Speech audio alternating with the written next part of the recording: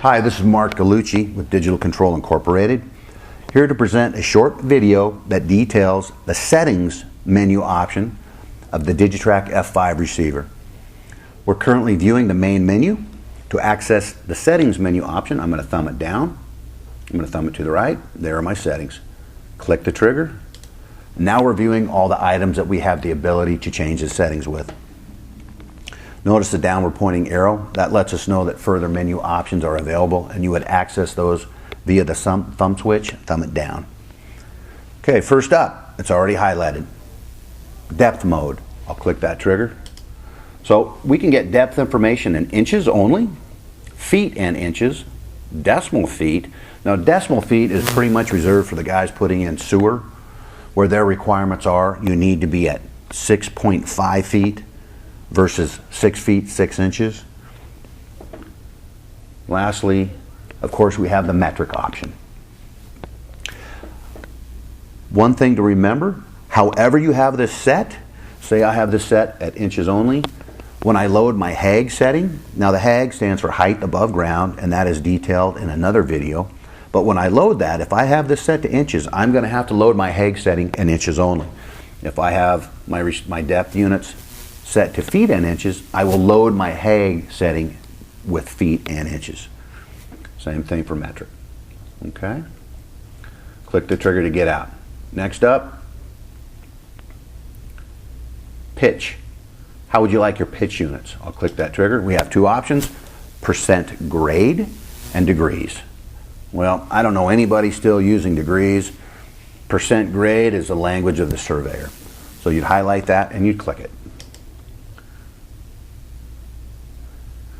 We have a time stamp and a date stamp. So you want to make sure and have that correctly if you're running data log or log while drilling software. Every rod you put in the ground will have a time stamp. Every job will have a date stamp. So I'm going to go ahead and click that, and we'll show you how to do that. First thing we want to note, are you going to set the clock, or are you going to set the date? If I want to set the clock, I make sure that clock is highlighted, as it is now. I'll click the trigger. And we use the thumb switch and get it over here. This is a 24-hour clock. It's military time. So I'm going to be at 11:35. Click it once. Back to the 1, click it again, over to the 3, 5, 11:35. Now if I like that, I would get over here and I'd highlight this enter button. Say I made a mistake and I had to get back out and do it again, I'd slide up to the X icon and I'd click the trigger. Okay, now it still says 11 o'clock, but I need to change the minutes. 11:30, let's say 36. So 11:36, do you like that? Yes. Thumb over, highlight the enter button, click the trigger. We just set the time. Let's get back up there and set the date. Click it. Once again, you make sure your calendar page is highlighted. Click it. Get over to the keypad. Now I want to show you something. This is month, day, year. So I'll go ahead and set that. We'll set that for month, 07. It's July. Day, the 19th, and the year, 2012. 1, 2. So, month, day, year. That is the only date format available with this thing. That's the US date format. Sorry, metric users. Sorry, rest of the world, but that's all you're going to get. Month, day, year. If you like that, get to the enter button. Right there. Click it. So we've now just set both the time and date stamp. Next up, telemetry. I'll click that. As a quick reminder, when we use the term telemetry, we are referring to the ability of the handheld receiver to send information back to the remote display mounted on the drill. We give you channels 1, as highlighted, 2, 3, 4, and channel 0. So if I was to set that on channel 0 and click it, I will have turned off the telemetry. The handheld unit will no longer send information back to the remote display. As a byproduct of channel 0, you're going to save a good deal of battery life, and that would be the battery that powers up your handheld unit. That's the battery that's indicated right here. So channel 0 saves battery life.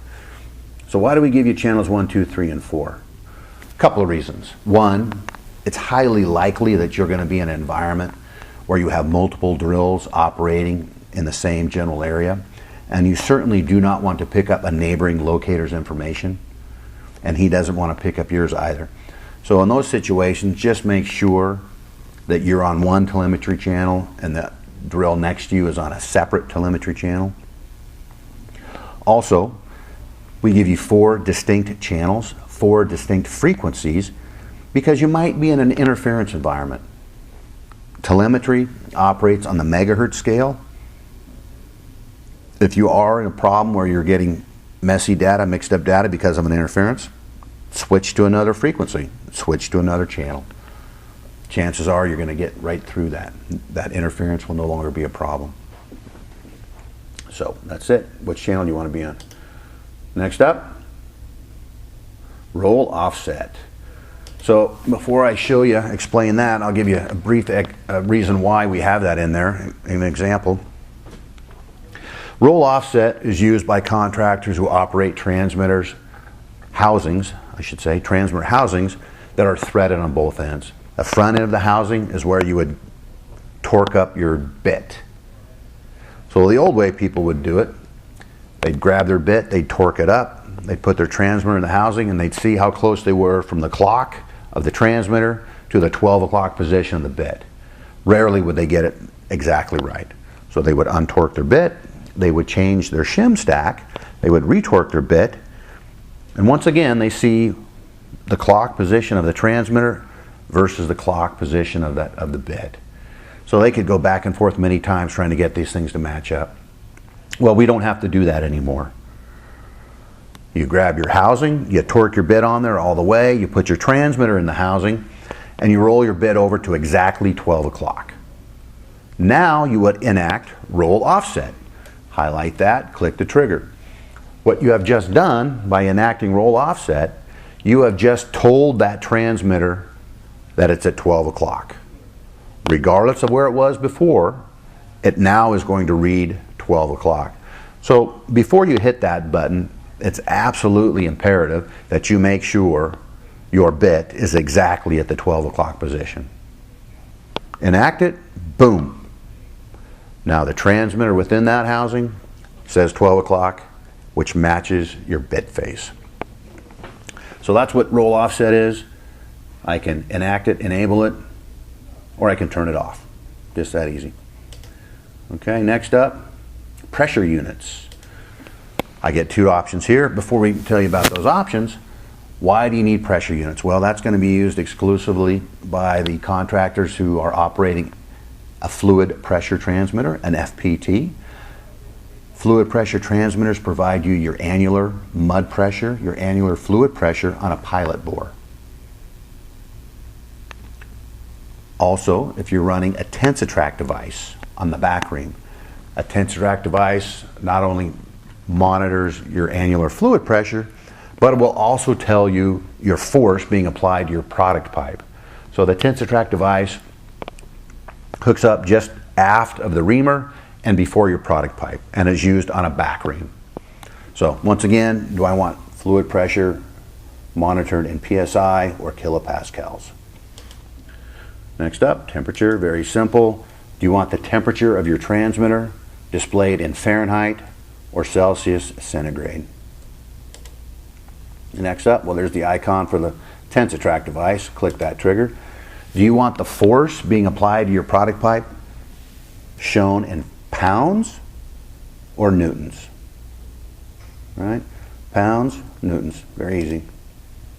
And that's it. That's it for your settings. Nice thing about the settings, most of these settings you'll set it once and you'll be done. You'll never have to get back in there again. Obviously, you're probably going to have to get back in and change your telemetry channel occasionally. If you use the roll offset, that'll need to be changed as well. But that's it. For the most part, everything else is just done. Set it once and you're finished. Let's get back to the main menu. Here we go, back to the main menu.